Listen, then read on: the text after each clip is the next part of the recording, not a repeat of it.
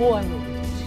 Estamos iniciando Hora do Voto, espaço democrático de debate das questões relevantes ligadas às eleições municipais deste ano. E o nosso convidado hoje é o deputado federal Gabriel Chalita, candidato do PMDB à Prefeitura de São Paulo. Muito obrigada, Chalita, por estar conosco. Chalita, eu quero começar já com... no dia do primeiro debate, foi, coincidentemente, o primeiro dia do julgamento do chamado mensalão. Você já havia dito anteriormente que mensalão será levado em conta na hora do voto. Esse deverá ser um tema também abordado pelos candidatos na campanha? Olha, Maria Lídia, eu acho que tudo aquilo que diz respeito à política vai ser levado em consideração pelo eleitor, né?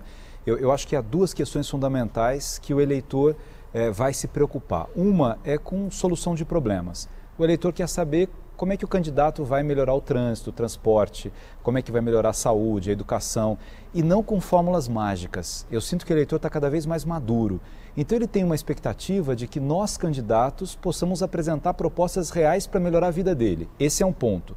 O outro ponto é a restauração da política. Eu sinto muito isso. As pessoas olham a política hoje com uma certa desconfiança, porque tem corrupção, tem mentira, as pessoas dizem uma coisa e fazem outra coisa, tem dissimulação, tem demagogia, né? Então eu acredito que o eleitor ele vai prestar atenção no mensalão, ele vai refletir sobre como as pessoas vão se sair do mensalão, o que vai acontecer, quais são os partidos envolvidos. E os candidatos deverão fazer esse tipo de abordagem na campanha também por essas razões? Eu acho que não. Da minha parte, eu vou focar muito em São Paulo, nos problemas de São Paulo, nos projetos de São Paulo, a não ser em debate ou perguntado sobre esses temas, a gente entra nessa temática, mas eu vou tratar mais a cidade de São Paulo. Mas, na sua opinião, mensalão é uma questão meramente eleitoral ou é um escândalo que envolveu ética na política? Maria Lídia, eu sou político há muito tempo, assim, né? Mas eu sou professor também e eu tento fazer de tudo para melhorar a política. Agora, eu tenho consciência de que a política brasileira hoje, ela tá suja, assim. Ela tem perguntando corrupção. do mensalão. Também, o desse mensalão. Chamado mensalão. O mensalão não é uma ficção, né? É assim, você vai ouvindo o Procurador-Geral da República, a peça acusatória ela é muito forte, né? Eu não estou assim acusando individualmente as pessoas porque eu não estou lá julgando, precisa ouvir todos os argumentos da defesa. Mas envolve a questão da ética claro. Na política. Eu pergunto isso porque ética é um tema priorizado por Gabriel Chalita em vários livros. Exatamente, com certeza, com certeza. Essa promiscuidade, né, de você aliciar partidos, né? Ali as acusações iniciais que foram do Roberto Jefferson eram acusações muito sérias, né? E incompreensivelmente de alguém também que apoiava o mesmo governo. Eu não digo que o presidente era o responsável, mas assim, é muito ingênuo a gente afirmar que não houve nenhum problema e o mensalão foi uma construção eleitoral, não é real, né? Isso é muito sério, a CPI do Cachoeira é muito séria também, há um envolvimento de muitas pessoas graúdas na política brasileira e o que eu sinto é que a população, ela tem uma expectativa de que essas coisas comecem a limpar. Porque assim, corrupção há em muitos lugares do mundo, né? Só que o que acontece é que as pessoas não saem impunes desses processos. E aqui a população não viu ainda um político de fato ser condenado por aquilo que fez. São condenações mínimas, é preso um tempinho, sai, né? Mas a gente precisa chegar um dia de uma operação mãos limpas na política brasileira também. Eu falei em livros, né? Você já publicou quantos? Mais de 63, 60? 63 livros. Eu já li alguns que você gentilmente me mandou. Obrigado. E, Chalita, houve um momento que os seus livros foram alvo de uma artilharia de crítica em que eles foram muito depreciados e sendo, inclusive, classificados como livros de autoajuda, superficiais. No seu entender, essas críticas ácidas em cima do seu trabalho intelectual, por que elas aconteceram de repente, na época em que você era secretário da Educação no governo de São Paulo? Você viu, Maria Lídia, eu graças a Deus, assim, nunca falaram da minha honestidade, assim, não tem uma ação contra mim, não tem um processo. E eu administrei uma Secretaria da Educação, uma máquina pública, que é o dobro da Prefeitura de São Paulo. Isso é um dado muito interessante. A Prefeitura de São Paulo tem 150 mil funcionários e eu administrei 300 mil funcionários durante 5 anos, sem greve, sem problemas com entregas de merenda e tal. Então, eles não tinham que falar da minha gestão, da minha ética, da correção na política. E aí começaram nessas briguinhas políticas, porque eu seria candidato. Isso foi depois até da secretaria. Foi um momento que eu briguei com o candidato hoje, José Serra, e aí começaram a vir essas coisas. Ele é escritor de autoajuda, escreve demais, né? Na verdade, assim, quando você fala 63 livros, é porque são coleções infantis. E são coleções adotadas no Brasil inteiro, são coleções adotadas em outros países, né? Eu nunca tive uma crítica de um crítico literário negativa com relação à minha obra, sempre elogiosa. Eu tive uma página no El País fazendo um comentário dos 10 Mandamentos da Ética como um dos melhores livros daquele ano em que ele foi lançado, né? Mas você fez aí agora uma referência a um seu rompimento com José Serra. Isso aconteceu em 2006, quando você apoiou a candidatura de Geraldo Alckmin à presidência e Serra queria ser candidato. Foi nesse momento? Exatamente. Aí que as críticas começaram. Se você olhar nos jornais... Quer dizer, então você estabelece uma relação como o quê? A mão de Serra nisso? Você vê isso? Esse é o estilo Serra de fazer política. Eu vou dizer uma coisa, eu estava no debate da Band e eu disse alguma coisa com relação à escola em tempo integral, que ele fechou, ele estava do meu lado no debate e assim, como a câmera só ficava em mim, ele começou a me xingar e fazer careta. As pessoas que estavam ali na plateia, na Band, viram, mas quem estava em casa não via. É isso que é ruim na política. Foi por isso que você disse que ele foi deselegante no debate? Exatamente, foi deselegante, isso é uma forma de ser dissimulado, né? Se ele quer me criticar, critique abertamente. Eu nunca fiz uma crítica pessoal a ele, da moral do Serra, tá? Eu faço uma crítica à gestão dele, à forma de ser político, a não cumprir os compromissos que ele diz, né? E nunca escondido. Eu não construo fakes na internet, eu não construo... A minha reflexão política, ela é sempre de peito aberto. Mas você está sugerindo que Serra construa esses fakes na internet? Olha o que foi a eleição com a Dilma. Eu não acredito que a Marina tenha construído. Ali só tinham 3 candidatos mais competitivos e de uma hora para outra a Dilma virou tudo, né? As críticas, a Dilma era abortista, guerrilheira, a mulher que ia matar as crianças, vinham e-mails de todos os lados. Aquilo foi uma tentativa de desconstrução de uma imagem e a política brasileira empobreceu naquele debate. Mas quando a gente fala nessa questão da desconstrução, recentemente apareceu no site do Haddad, inclusive, imagens depreciando o candidato José Serra, comparando com Hitler, aparecendo como, assim, com imagens muito negativas. E Haddad disse que ele não tinha autorizado aquilo, que aquilo tinha sido por conta de alguém que trabalhava lá, que seria demitido. O comando da campanha dele deu essa resposta. A mesma coisa não pode acontecer com qualquer outro candidato, Serra, inclusive, naquela época da Dilma, que aliados vão longe demais, além do que deveriam, ultrapassam a linha da ética e do suportável? Olha, o Serra alimentou isso na campanha. Ele alimentou, ele colocava no programa eleitoral dele as mulheres grávidas o tempo todo, como se a Dilma fosse o contrário. Ele começou a falar isso o tempo todo. O Serra é um homem que tem uma biografia importante também. Eu não sou daquelas pessoas que saem atirando pedras. Eu respeito a história das pessoas. E o Serra tem uma história importante na política brasileira. Eu acho que ele desmereceu a sua história naquele momento.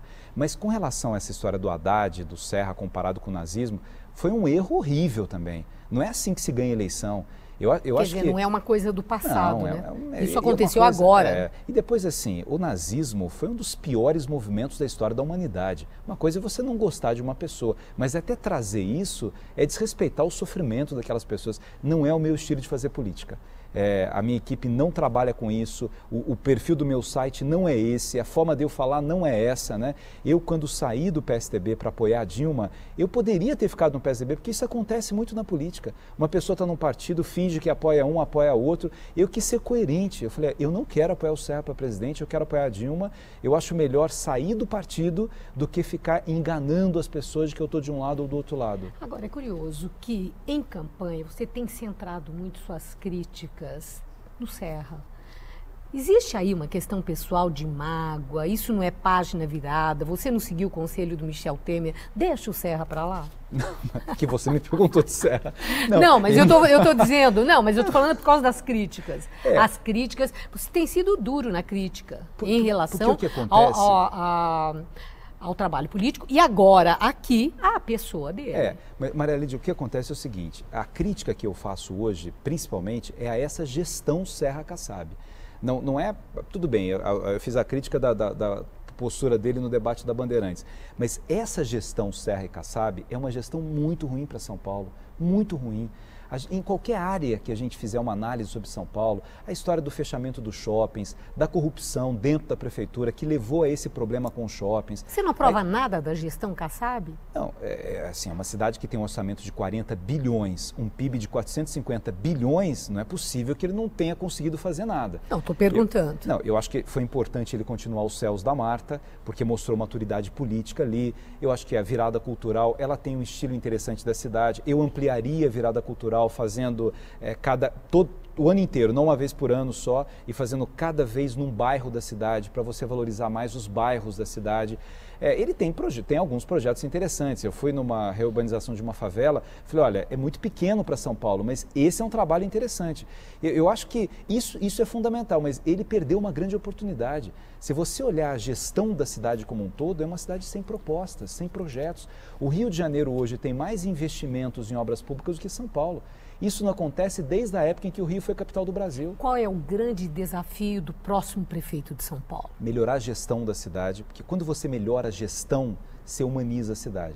Vamos dar um exemplo, saúde. Eu sou educador, mas eu estou visitando a cidade toda e hoje o que mais me incomoda, assim, o que mais me entristece é ver o caos na saúde de São Paulo. Você pega um exemplo, uma mulher lá em Campo Limpo, a filha dela com 19 anos foi diagnosticada há 1 ano e meio com câncer de mama. Ficou 1 ano e meio para conseguir marcar a cirurgia. Quando marcou, o tumor havia crescido, tinha que fazer quimioterapia para reduzir o tumor.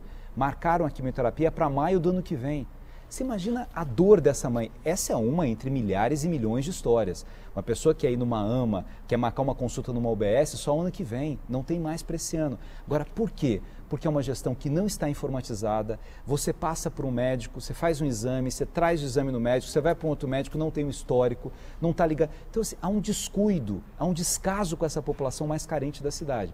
E isso é um ponto da área social. Se você vai para trânsito, olha os semáforos de São Paulo. O Bloomberg, prefeito de Nova York, trocou metade dos semáforos de Nova York. Tem a mesma quantidade que São Paulo. Ele trocou metade dos semáforos e gastou 4 milhões de dólares para isso. 4 milhões de dólares significaria aqui 3% do que o Kassab gastou com publicidade. E hoje a gente não tem semáforos inteligentes em São Paulo. Os inteligentes que nós tínhamos, eles estão obsoletos e não estão operados à distância. Por isso que em dias de chuva, para tudo, os semáforos param e os radares não. Que nota você dá para a administração Kassab? Muito baixa. Se ele cumpriu... Muito baixa quer dizer o quê? Se ele cumpriu de 0 a 10. Ele cumpriu 30% do que ele se comprometeu a cumprir no plano de metas da prefeitura. Projeto que ele encaminhou para a Câmara Municipal. 30%? 30%. Você fica nisso? Por aí. Daí para baixo. 2, né? Não gosto de dar uma nota. Professor severo. Mas, professor assim, severo. Eu fico vendo, nós estamos perdendo a oportunidade, Maria Lídia. E isso é uma reflexão da política também. A gente está sem sonho na política. Você vê grandes prefeitos que mudaram grandes cidades. Você viaja hoje para Bogotá, que é uma cidade mais pobre que São Paulo. Bogotá era a capital do tráfico de drogas, capital do sequestro, virou a capital da cultura. Medellín virou a capital dos jardins e era a capital dos cartéis, né? Bem, sem falar em Nova York, Chicago. Aí você vê São Paulo, está entre as 10 cidades mais ricas do mundo, né? Quer dizer, falta sonho, falta vontade de fazer, falta o entusiasmo mesmo para administrar São Paulo. Bom, você falou da virada cultural e eu, na mesma hora, pensei que você já se declarou corintiano roxo. Corintiano roxo. Corintiano roxo. E chamou a atenção que é o candidato corintiano e que exatamente no ano da conquista da Libertadores, né? E eu estava lá no Pacaembu. Exatamente. Agora eu quero só saber se você acredita na fidelidade da torcida corintiana na hora do voto, por você ser corintiano. Você acha que corintiano vota em corintiano? Eu gostaria muito que votasse, mas eu não tenho dúvida disso. Eu acho que não. Eu acho que na verdade, eu fui visitar o Palmeiras, o São Paulo, fui a Portuguesa. Uma coisa é torcer para o futebol, né? E outra coisa é a população olhar para o candidato e confiar nele. É você entrar na casa da pessoa e falar assim, olha, eu confio nele. Porque muitas propostas serão semelhantes. Eu estou falando do problema de informatização da saúde, todo mundo vai falar, porque é um fato, tá sim. Você falar dos semáforos, todo mundo vai falar agora de semáforos, até o Kassab Não, mas não voltou. é só isso também, Chalita. Informatização, né, é uma reivindicação da hora. Né? É impossível nós pensarmos um sistema público que não seja informatizado, né, não só para o arquivamento, para a comunicação, para os dados, para tudo. Né? Hoje em dia este é um mundo e a agilização de todas as atividades no sistema público é uma cobrança que procede. Né? Então eu acho que todo candidato está falando isso. Exatamente. Está cobrando. Inclusive, né, quando a gente trata do judiciário, estão cobrando isso. É um pleito da hora, do momento. Né? E isso ajuda ao combate da corrupção. Eu, como educador, gostaria muito que as pessoas fossem honestas por serem honestas. Mas enquanto elas não são honestas por serem honestas, a tecnologia, ela coíbe a corrupção, porque está tudo em rede. Então você toma mais cuidado com a sua ação. Nós vamos a um pequeno intervalo e eu quero deixar uma questão.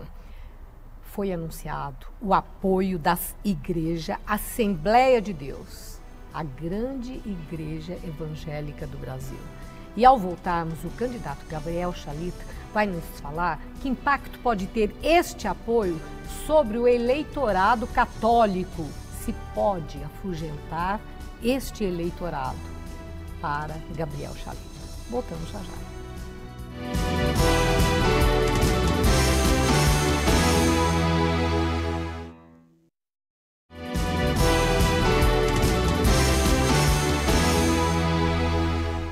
Voltamos com a Hora do Voto, hoje entrevistando o candidato do PMDB à Prefeitura de São Paulo, Gabriel Chalita. E a questão que eu havia deixado antes do intervalo foi o apoio anunciado pela Assembleia de Deus, a maior igreja evangélica do Brasil, ao candidato Gabriel Chalita. Se esse apoio pode afrontar e afugentar os católicos. Isso o preocupa? Não, você sabe que eu quis muito o apoio da Assembleia de Deus.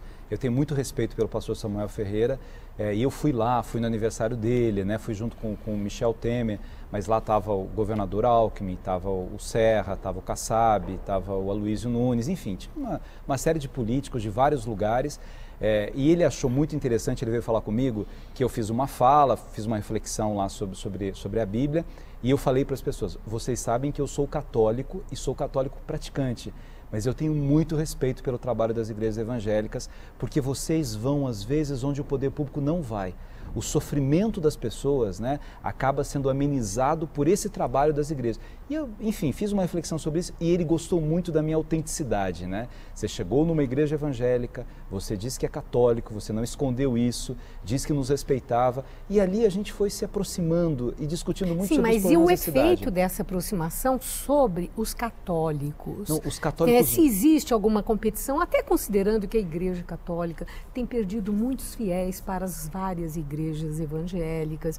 Então, a minha pergunta foi mais nesse sentido, até porque, a gente até toca nisso também, houve um momento em que houve um estranhamento de certos católicos, alguns católicos, em relação a Gabriel Chalita, até por aquele apoio à Dilma na época da campanha dela, quando, numa entrevista na Folha de São Paulo, ela se disse favorável à descriminalização do aborto. Então começou uma onda nas redes sociais que Chalita tinha mudado e se tornado abortista, lembra disso? Então agora, com esse apoio da Assembleia de Deus, né, pode ter uma outra reação, né, entre os católicos? Eu acho assim, a Igreja Assembleia de Deus é uma igreja evangélica muito tradicional, né? Como a Igreja Batista é tradicional, a Anglicana é tradicional, a Metodista. Existe um respeito grande dos católicos porque nós somos cristãos e os valores cristãos são os mesmos. Eu tive na primeira Igreja Batista lá no centro de São Paulo, que faz um trabalho na Cracolândia, que é extraordinário, de Sim, restauração mas não está de pessoas. tendo problema Não, nenhum pelo nesse contrário. sentido? Não. É página virada, aquele estranhamento daquele momento? Não, ali naquela campanha da Dilma, assim, até hoje algumas pessoas me perguntam isso, porque surgiu muito boato disso. Chalita, você é favorável ao aborto? Eu falei, olha, Na se internet, você olhar na muito, internet, muito. eu falei, olha, se você pegar todas as entrevistas, tudo que eu escrevi até hoje com relação ao aborto, eu sou contra o aborto por questões jurídicas, inclusive. Para mim, o direito à vida é um direito inegociável. Por isso que eu sou contra a eutanásia, eu sou contra a pena de morte. A questão não né? é ser favorável ou não ao aborto. Eu acho que ninguém é favorável ao aborto. É outra questão, é a descriminalização do aborto. Né? Eu sou contra. É isso, é contra a descriminalização. Exatamente. Certo, o aborto é um crime. Agora, é então, claro, é né, contra a mulher que fez um descriminalização. aborto, a mulher, enfim, a saúde pública vai cuidar dessa mulher depois, isso é uma outra questão. E a presidenta Dilma se comprometeu com isso naquele momento, que isso era um tema do Congresso e está cumprindo, né? Acho que ela cumpriu com a Essas palavra. questões delicadas, como essa, que são polêmicas, envolvem valores, sentimentos, até fé. Né? Isso deve ser pauta também dos candidatos a prefeito. É importante que se saiba o que eles pensam, como o nosso telespectador agora está ouvindo e vendo com muita clareza o seu ponto de vista. Eu acho que é importante, você precisa conhecer o candidato, saber quem ele é, os valores que ele tem. E é muito melhor que esse candidato não seja dissimulado e que algumas coisas você discorde dele. Fala assim, olha, ele falou que ele é contra a pena de morte, mas eu sou a favor. Bem, mas pelo menos a pessoa sabe qual é a minha opinião.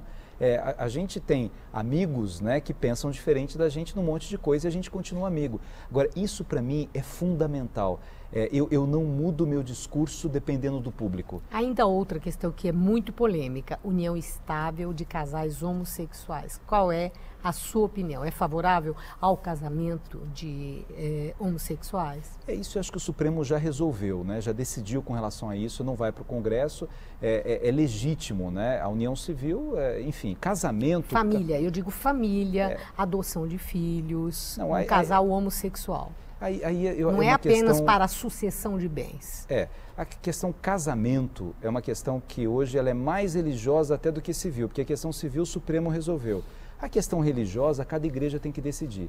Eu acho que da mesma forma que o Estado é laico e a igreja não tem que interferir nas decisões do Estado, o Estado também não pode começar agora a obrigar que as igrejas, sob pena de preconceito com relação a pessoas, não façam esse ou aquele casamento. Então, assim, o Estado tem que respeitar a igreja e a igreja tem que respeitar o Estado.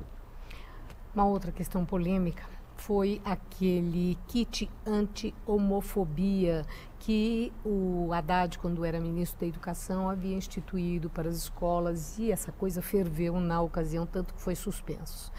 A minha indagação, essa questão da homofobia deve se levar aos currículos das escolas, professores serem preparados para tratar desta questão com os alunos? Devem da forma correta. Eu fiz isso quando era secretário de Educação. Nós temos uma grande parceria para trabalhar o bullying na escola, numa época que ninguém falava de bullying, preconceito na escola, como é que você pode conviver com pessoas diferentes, respeitar o outro, né? Não atingir o outro, não destruir o outro. Agora, o kit que foi feito não era um bom kit.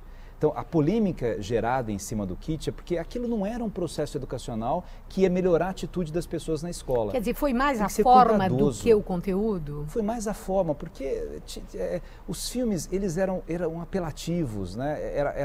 Tinha um assim que dizia o seguinte, se você gostar dos dois lados, você tem um percentual de sucesso maior, porque você pode gostar de homem ou de mulher, então você leva vantagem com relação àquele que só gosta de mulher.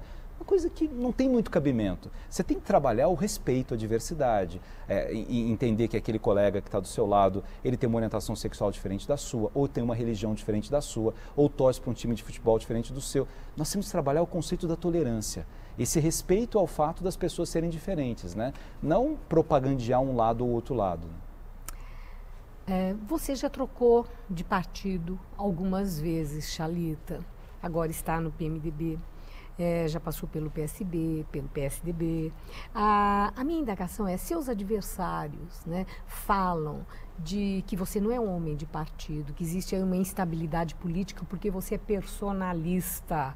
Isso é intriga de campanha política ou é um fato? Você vê, Maria, eu tenho 22 anos de vida política, fiquei 20 anos num partido. Então, assim, não é que eu não seja uma pessoa de partido, eu fiquei 20 anos num partido. Aí eu saí do PSDB, por que eu saí do PSDB? por problemas com Serra que a gente já falou. Fui para o PSB. O PSB começou a se aproximar do Kassab, e Kassab é ligado à Serra. Falei, não vou ficar aqui.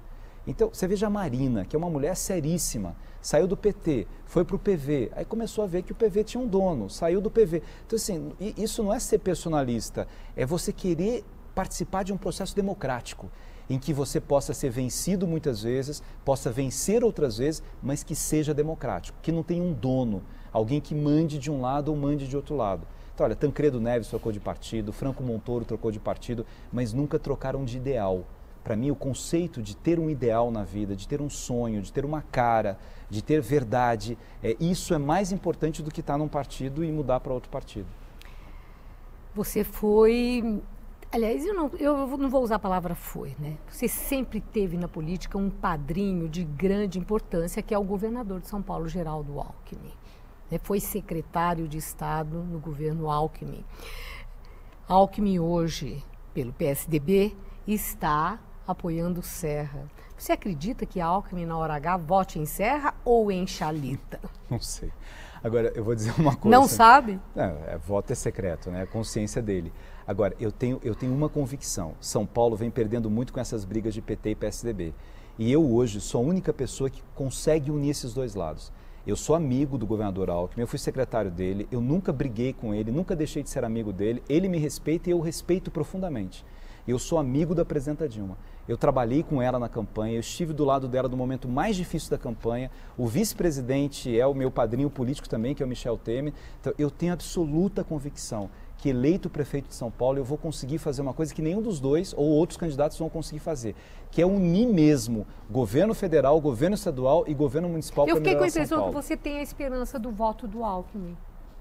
Eu tenho esperança do voto de todo mundo, né? Muito obrigada, Gabriel Chalita. Muito obrigado por estar conosco. Uma boa noite. E termina aqui Hora do Voto, que estará de volta na próxima segunda-feira, às 11h30 da noite. Uma boa noite a todos. Até lá.